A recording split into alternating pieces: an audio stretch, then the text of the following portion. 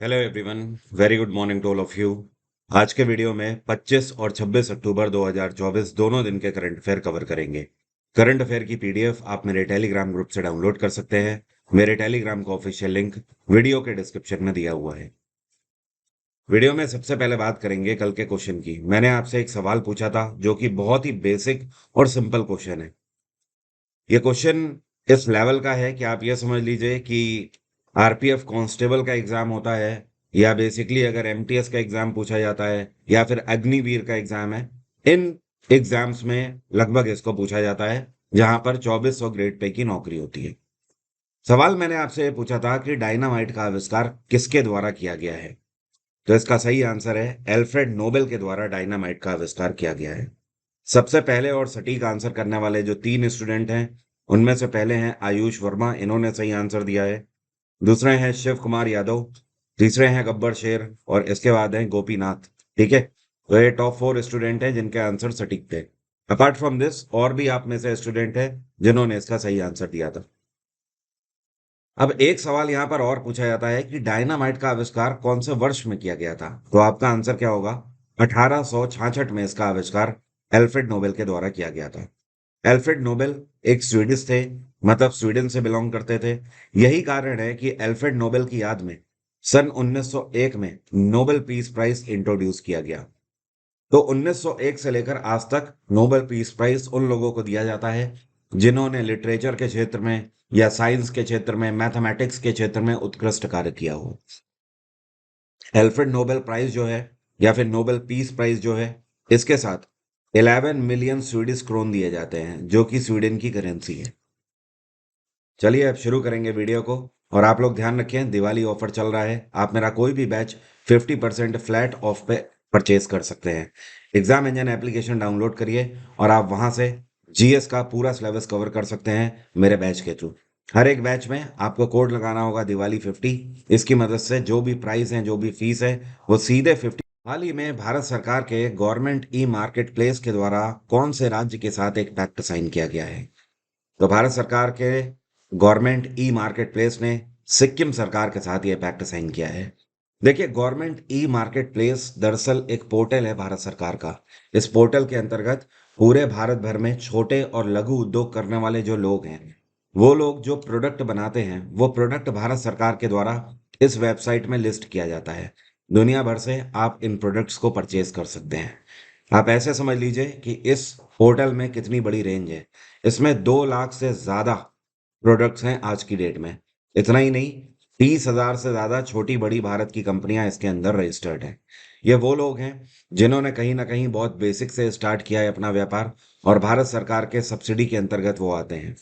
तो भारत सरकार ultimately government e market place के थ्रू इन सभी छोटे और लघु उद्योग करने वाले लोगों को एक सपोर्ट देती है मार्केटिंग का। क्योंकि आज की डेट में अगर आप व्यापार करने जाते हैं, तो उसमें सबसे बड़ा खर्चा आपको मार्केटिंग के लिए देना पड़ता है। मार्केटिंग सबसे ज्यादा एक्सपेंसिव है, तो वो यहाँ पर जिम्मेदारी भारत सरकार ले लेती है। सिक्किम में इस टाइम पे मुख्यमंत्री हैं PS तमांग, और सिक्किम के गवर्नर कौन है? ये हैं OP माथुर, ओम प्रकाश माथुर। अगर गवर्नमेंट ई मार्केट प्लेस की बात करें तो इसकी स्थापना 2016 में करी गई थी। हेडक्वार्टर है इसका नई दिल्ली। इसके सीईओ हैं प्रशांत कुमार सिंह। कौन है? PK सिंह। हाल ही में एक मिलिट्री एक्सरसाइज है जिसका नाम है सिम्बेक्स 2024। ये एक्सरसाइज भारत ने कौन से देश के साथ कंडक्ट करी है? तो यहाँ पर सिम्बेक्स में आप समझ लीजिए इसका फुल फॉर्म क्या है। S for Singapore, I for India. तो Singapore India maritime bilateral exercise इसको बोलते हैं। तो S फॉर सिंगापुर मतलब सिंगापुर के साथ ये मिलिट्री एक्सरसाइज कंडक्ट हो रही है। ये एक्सरसाइज अभी भी चल रही है। इसकी शुरुआत 23 अक्टूबर को हो चुकी है, और ये 29 अक्टूबर तक चलेगी। 23 से लेकर 26 अक्टूबर तक, मतलब आज तक ये जो एक्सरसाइज हो रही थी, ये हार्बर फेज में हो रही थी। अब कल से ये एक्सरसाइज सी फेज में कंडक्ट करी जाएगी।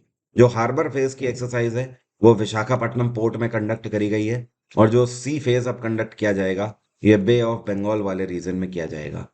इंडियन नेवी की तरफ से INS शिवालिक इस एक्सरसाइज में हिस्सा ले रहा है।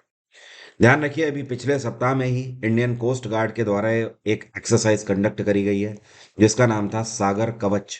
कौन सी एक्सरसाइज है? सागर कवच।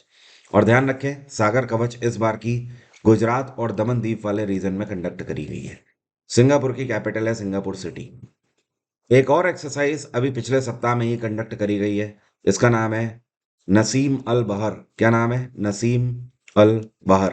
तो ये आपसे स्टैटिक जीके का भी क्वेश्चन बनता है कि नसीम अल बहर नाम की जो एक्सरसाइज है ये भारत किसके साथ कंडक्ट करता है? तो ये हर साल हम ओमान के साथ कंडक्ट करते हैं। ये भी एक नेवल एक्सरसाइज है और इस बार की नसीम अल बहर गोवा में आयोजित करी गई है। ये एक्सरसाइज 1993 में चालू हुई थी। तब से लेकर आज तक हर साल ओमान और इंडिया इसे कंडक्ट करते हैं। हाल ही में ये कौन है जिनको international crops research institute for semi arid tropics के लिए डायरेक्टर जनरल के रूप में अपॉइंट किया गया है?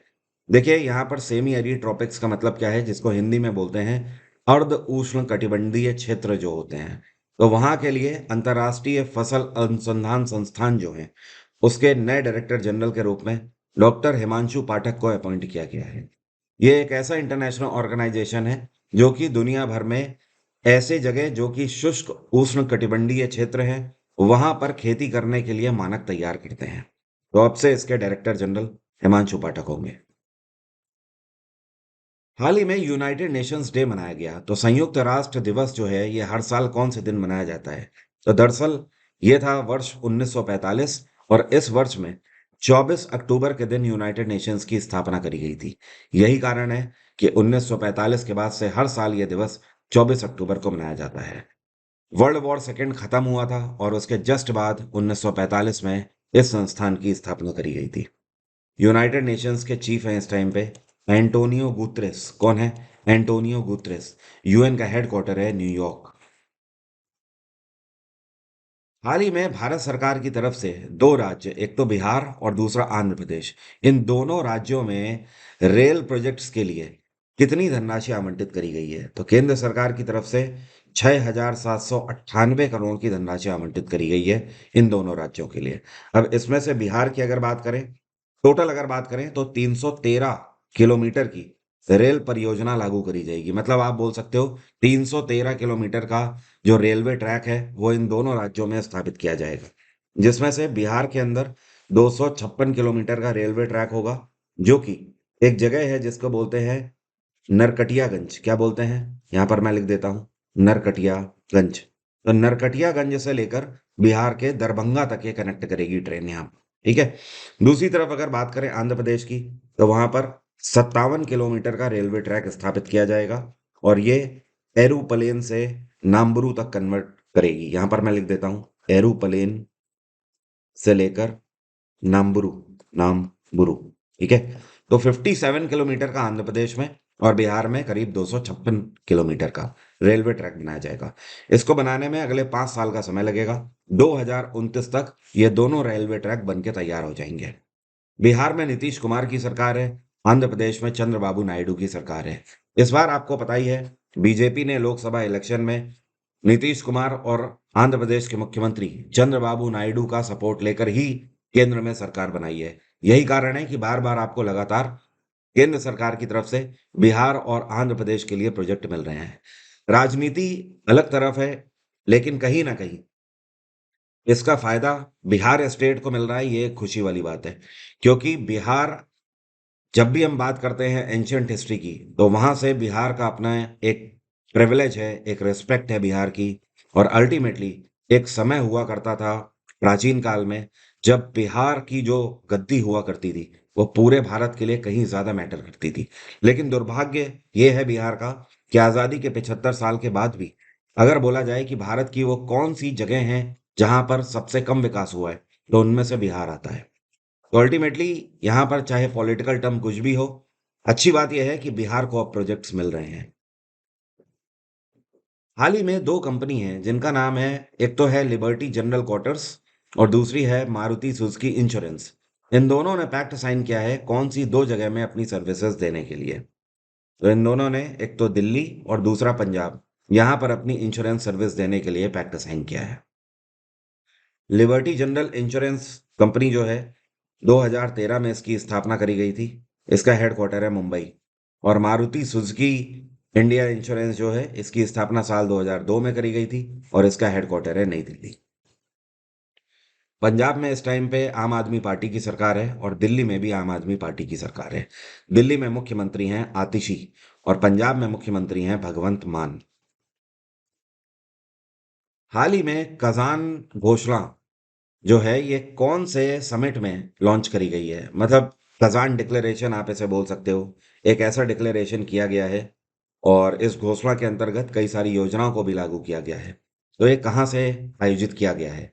तो इस बार का जो ब्रिक्स समिट आयोजित किया जा रहा है, ब्रिक्स का 16वां संस्करण आयोजित हो रहा है। ये कहाँ पर हो रहा है? ये रशिया के काजान में आयोजित किया गया है। 22 से लेकर 24 अक्टूबर तक प्रधानमंत्री नरेंद्र मोदी ने भी यहाँ पर हिस्सा लिया और पीएम नरेंद्र मोदी की व्लादिमीर पुतिन से एक अलग से सेपरेट मीटिंग भी हुई है। Most probably India and Russia के जो डिप्लोमेटिक रिलेशंस हैं उनको और ज्यादा मजबूती मिलेगी। तो ब्रिक्स के अंदर काजान डिक्लेरेशन, इसका मेन उद्देश्य ये है कि ब्रिक्स के जो मेंबर कंट्रीज हैं वो सब आपस में ट्रेड एंड कॉमर्स को बढ़ावा देंगे। वैसे पहले ये ब्रिक्स नहीं हुआ करता था, पहले ये ब्रिक हुआ करता था। जब इसकी स्थापना 2006 में करी गई थी तब इसमें केवल 4 देश हुआ करते थे। B for Brazil, R for Russia, I for India and C for China. लेकिन 2010 में ये ब्रिक्स बन गया, इसके आगे एस जुड़ गया। कब? 2010 में। एस का मतलब साउथ अफ्रीका इससे जुड़ गया। लेकिन अभी पिछले साल ही ब्रिक्स में कुछ और मेंबर कंट्रीज भी जुड़े हैं। 4 नए देश इसके मेंबर हो गए हैं। एक तो इजिप्ट इसका नया मेंबर बन गया है। यूनाइटेड अरब अमीरात भी अब ब्रिक्स का मेंबर है। ईरान भी इसका मेंबर है और इथोपिया। ठीक है, तो अब टोटल आज की डेट में इसके 9 मेंबर कंट्रीज हैं। और ब्रिक्स का अपना एक बैंक है जिसको बोलते हैं न्यू डेवलपमेंट बैंक, एनडीबी। इसकी स्थापना 2014 में करी गई थी। यह वो बैंक है जिसने कोविड पैंडेमिक के टाइम पे ब्रिक्स के पांचों कंट्रीज को एक एक बिलियन डॉलर की सहायता करी थी। भारत का यह कौन सा राज्य है जहां पर पहला ड्राई पोर्ट लॉन्च किया गया है, जो कि इस राज्य के ट्रेड एंड कॉमर्स को बढ़ावा देगा? स्पेशली इस राज्य में जो लोकल पीपल हैं जो कि आयात निर्यात करते हैं दूसरे देशों से, उनको यहाँ पर सपोर्ट करेगा और दूसरे राज्यों से जो व्यापार करते हैं। तो देखिए, ड्राई पोर्ट का मतलब क्या होता है? एक तो होता है नॉर्मल बंदरगाह जहां से समुद्री यातायात होता है। दूसरा होता है ड्राई पोर्ट। ड्राई पोर्ट का मतलब यह है कि इसका समुद्र से कोई लेना देना नहीं है। ये अपने आप में रोड के थ्रू कनेक्टेड कॉरिडोर होता है और ये एक ऐसे हब की तरह यूज किया जाता है जहां पर भी जो सामान होता है वो कस्टम क्लियरेंस से गुजरता है और जिसका आयात और निर्यात होता है। तो ये राज्य है बिहार। बिहार के अंदर पहला ड्राई पोर्ट इनॉग्रेट किया गया है। और ये जो ड्राई पोर्ट है ये पटना के पास बिहटा से लेकर कनेक्ट करता है विशाखापत्तनम तक। कोलकाता से भी कनेक्ट करता है और हल्दिया पोर्ट से भी ये कनेक्ट करता है। बहुत लंबा कॉरिडोर है ये। और ये जो बिहार का ड्राई पोर्ट है इसको रन किया जा रहा है pristine Magadh infrastructure private limited company है उसके द्वारा। बिहार में मुख्यमंत्री हैं नीतीश कुमार और यहाँ पे गवर्नर हैं इस टाइम पे राजेंद्र वी अर्लेकर। हाल ही में यूनेस्को ने एक रिपोर्ट जारी करी है। इस रिपोर्ट के अंतर्गत ये पता चला है कि ये कौन सा देश है जो कि चाइना और जापान से भी ज्यादा एजुकेशन में खर्च करता है। तो हाल ही में चाइना और जापान को पीछे छोड़ दिया है भारत ने। यूनेस्को की ये रिपोर्ट बताती है कि भारत सरकार इस टाइम पे एजुकेशन के क्षेत्र में 4% से ज्यादा खर्च कर रही है। मतलब अगर कंप्लीटली देखा जाए तो इस टाइम पर पहले भारत 4.1% एजुकेशन में खर्च कर रहा था, इस टाइम पर भारत सरकार 4.6% खर्च कर रही है। ठीक है, जो कि हमारे जीडीपी का 4.6% है टोटल। और यूनाइटेड नेशंस की ये गाइडलाइन है जो कि यूनेस्को यूनाइटेड नेशंस के अंतर्गत ही आता है। तो यूएन की ये गाइडलाइन है कि दुनिया भर के हर एक देश को एजुकेशन में अपनी जीडीपी का 4 से लेकर 6% के बीच में खर्च करना चाहिए। ओवरऑल अगर सारे देशों की बात करें तो ये रेशियो बताता है कि साल 2010 तक दुनिया भर के सारे देश मिलकर 13.2% एजुकेशन में खर्च कर रहे थे। लेकिन अब ओवरऑल रेट में गिरावट आई है।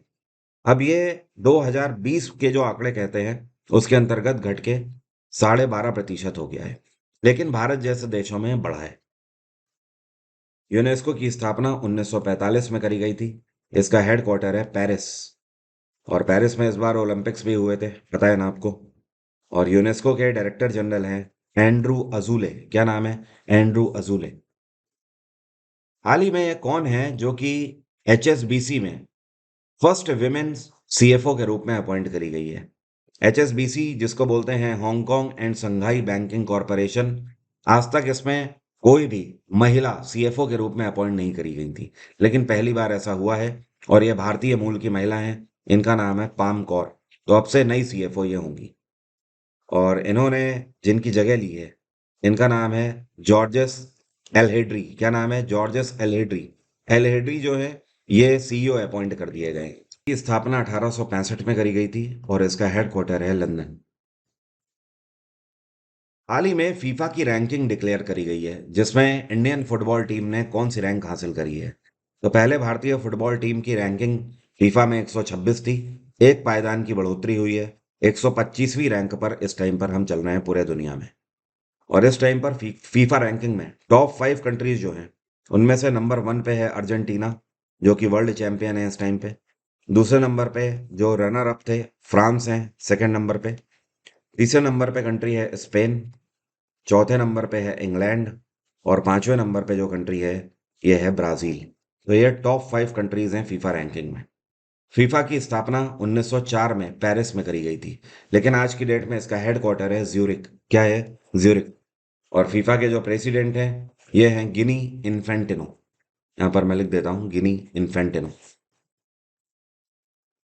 ये कौन सी कंपनीज हैं? इनमें से कौन सी ये कंपनी है जिसने इंटरनेशनल कॉपर एसोसिएशन अभी हाल ही में ज्वाइन किया है? तो ये है भारत की हिंडाल्को इंडस्ट्रीज। और जो हिंडाल्को इंडस्ट्रीज है ये आदित्य बिरला ग्रुप के अंतर्गत आती है, या फिर आप ये बोल सकते हो आदित्य बिरला ग्रुप की ही अपनी कंपनी है हिंडाल्को इंडस्ट्रीज, जो कि कूपर मेटल बनाने का काम करते हैं, इसका उत्पादन करते हैं। और ये बेसिकली कूपर के रॉड्स बनाने का काम करते हैं जो कि इलेक्ट्रॉनिक गैजेट्स में यूज किए जाते हैं। दुनिया भर में वो कंपनीज जो कि सबसे ज्यादा कूपर का उत्पादन करते हैं उसमें से हिंडाल्को टॉप में है। एंड इंटरनेशनल कॉपर एसोसिएशन जो है इसके अंतर्गत करीब दुनिया की 33 ऐसी कंपनीज आती हैं।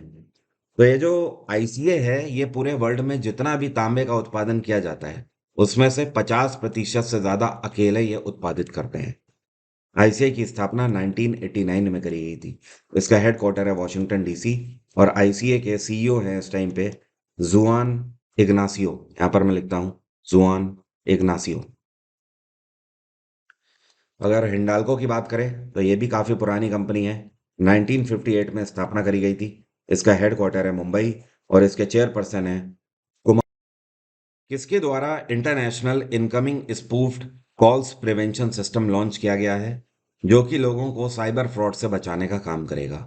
तो इसको लॉन्च किया गया है ज्योतिरादित्य सिंधिया के द्वारा। ज्योतिरादित्य सिंधिया इस टाइम पे यूनियन मिनिस्टर हैं कम्युनिकेशन इंडस्ट्री के। तो इनके द्वारा एक ऐसा सिस्टम लॉन्च किया गया है जिसके अंतर्गत अगर आपके साथ कोई भी इंटरनेशनल लेवल पे साइबर फ्रॉड हुआ हो, या फिर कोई स्पूफ करने की कोशिश कर रहा हो, या अगर आपको सता रहा हो फोन पे, तो आप उसकी धोखाधड़ी की जो भी कंप्लेन है वो इस कॉल प्रिवेंशन सिस्टम के थ्रू कर सकते हैं और तुरंत ही उस पर लीगल एक्शन लिया जाएगा। इवन इतना ही नहीं, भारत की इंटरनेशनल लेवल पर कुछ ऐसी एजेंसीज हैं जो कि साइबर फ्रॉड्स को स्पेशली रोकने का काम करती हैं, वही इसको मॉनिटर कर रही हैं। ये कौन सी ऑर्गेनाइजेशन है जिसके द्वारा Amazon future engineer program launch किया गया है, जो कि भारत भर के एकलव्य मॉडल रेजिडेंशियल स्कूल्स के अंदर काम करेंगे बच्चों के लिए? तो ये जो लॉन्च किया गया है इसको नेस्ट के द्वारा लॉन्च किया गया है। नेस्ट जिसको बोलते हैं national education society for tribal student. पहले तो आप ये समझ लें एकलव्य मॉडल स्कूल होते क्या है। दरअसल पूरे भारत में ऐसे बच्चे जो कि ट्राइबल कम्युनिटीज से आते हैं, मतलब आदिवासी जनसंख्या से आते हैं, उन बच्चों को शिक्षा देने के लिए भारत सरकार एकलव्य मॉडल स्कूल चलाती है। ये स्कूल स्पेशली आंध्र प्रदेश, तेलंगाना, गुजरात, लगभग भारत के सभी राज्यों में चल रहे हैं। तो अब क्या होगा कि इन स्कूल में पढ़ने वाले जो आदिवासी समुदाय से आने वाले जो बच्चे हैं उनको अमेजॉन कंपनी के द्वारा आर्टिफिशियल इंटेलिजेंस पर इंजीनियरिंग कंडक्ट करवाई जाएगी। और ये जो इंजीनियरिंग है ये डिग्री बेसिस पर नहीं है, ये बहुत ही बेसिक से चालू करी जाएगी ताकि क्लास 6 से 8 तक में पढ़ रहे जो बच्चे हैं वो भी AI इंजीनियरिंग को समझ सकें। तो ये जो बेहतर इनिशिएटिव है इसको फर्स्ट फेज में 50 एकलव्य स्कूलों में लॉन्च किया जाएगा और उसके बाद जो इसका थर्ड फेज तक चलेगा ये प्रोग्राम, उसके अंतर्गत पूरे भारत भर के 410 स्कूल इसके अंतर्गत कवर किए जाएंगे। 2024 में मलेरिया मुक्त घोषित होने वाला दुनिया का दूसरा देश कौन सा बन गया है? तो ये दूसरा देश है इजिप्ट।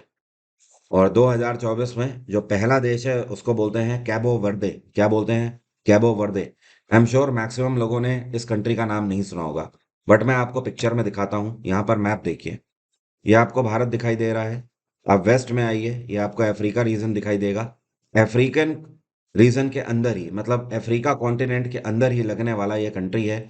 ये एक आइलैंड कंट्री है जिसको बोलते हैं कैबो वेर्दे। ये वो पर्टिकुलर कंट्री है, ठीक है। तो आप देख सकते हो ये एक आइलैंड कंट्री है।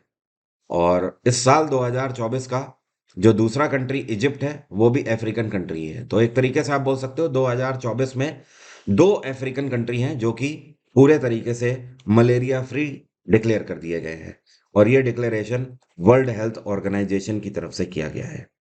इजिप्ट की कैपिटल है कायरो और यहाँ के राष्ट्रपति हैं अब्दुल फतेह अल सीसी।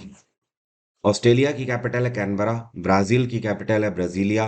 भारत की कैपिटल आपको पता ही है, नई दिल्ली। ऑस्ट्रेलिया में कुछ टाइम पहले नए प्रधानमंत्री अपॉइंट किए गए थे। इनका नाम है एंथनी एल्बनीज। क्या नाम है? Anthony Albanese. वियतनाम के नए राष्ट्रपति हाल ही में कौन अपॉइंट किए गए हैं? तो जो आपको पिक्चर में दिख रहे हैं, ये एक टाइम पे वियतनाम के आर्मी कमांडर हुआ करते थे। और इन्होंने 40 साल से ज्यादा वियतनाम की आर्मी में सर्व किया हुआ है। और इनका नाम है लुओंग कोंग। क्या नाम है? Luong Kong. अब से नए राष्ट्रपति वियतनाम के यही होंगे। इनको देखकर आप नहीं बता सकते हैं, लेकिन इनकी उम्र है 67 वर्ष। और वियतनाम की कैपिटल क्या है? ये है हनोई। वियतनाम के राष्ट्रपति अब से होंगे लुओंग कोंग। 2024 में जेपी मॉर्गन चेस बैंक में नए सीईओ के रूप में किसको अपॉइंट किया गया है?